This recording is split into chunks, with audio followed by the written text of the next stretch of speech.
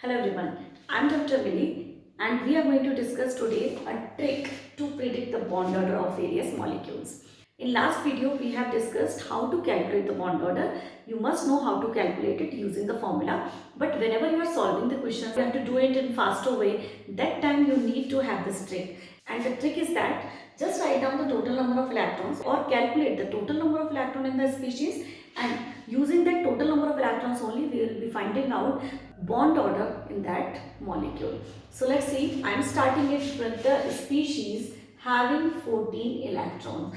All of you know this, that maximum bond order which is possible for any species is 3. Why? Because maximum 3 bonds, 3 covalent bonds are possible between any two species, not more than that. So just learn this, that if your species is having 14 electrons in it, its bond order will be 3.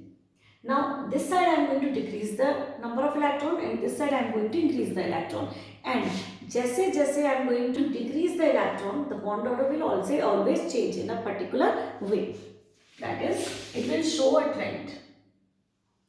So here is a species having 13 electron, bond order will be 2.5. Species with 12 electron, bond order will be 2. Species with 11 electron, bond order will be 1.5. Species with 10 electrons, bond order will be 1. Species with 9 electron, bond order will be 0.5. Species with 8 electrons, bond order will be 0. Is it clear? Isn't it easy that we can predict what is the bond order of these species without making the molecular orbital diagram? Same way, if I move to this side, I will increase the number of electrons here. That is for the species having 15 electrons in them. For the species having 16, 17, 18 and 19 and 20. And bond order for these species will be 2.5. More electron, 2 bond order. More electron, 1.5. Then 1, then 0.5, and then at 20 again this bond order will be 0. Although this trick will not be useful for you to predict the stability in case of if you are stuck with the same values, that time you have to go for the anti-bonding molecular orbital concept. That is, the number of electrons, more the number of electrons in anti-bonding molecular orbitals, less is the stability of that molecule. But this will be definitely helpful for you to predict the bond order using only the number of electrons present in that species. Now let us apply this trick to arrange these species in order of their decreasing stability. Let's find it out which species will be more stable and which will be lesser and which will be least. So we are having 3 species here.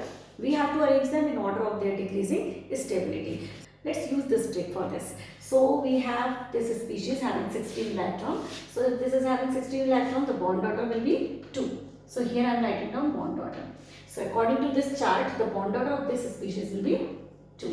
Fine. So in case of this species having 14 electrons, 6 from the carbon and 7 from nitrogen. 6 plus 7, 13. Now 1 electron, as it is a negative ion, those 14 electrons. So this becomes 14 electron. For the 14 electron, the bond order is 3. So this becomes 3. Now this nitrogen oxide.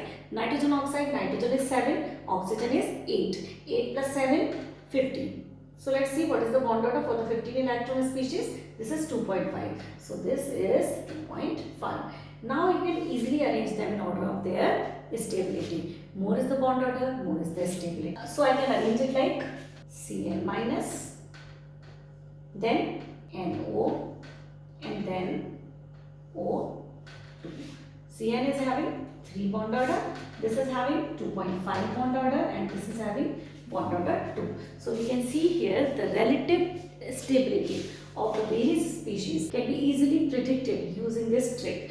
Isn't it easy? So I hope now you will be utilizing this trick to calculate the things faster.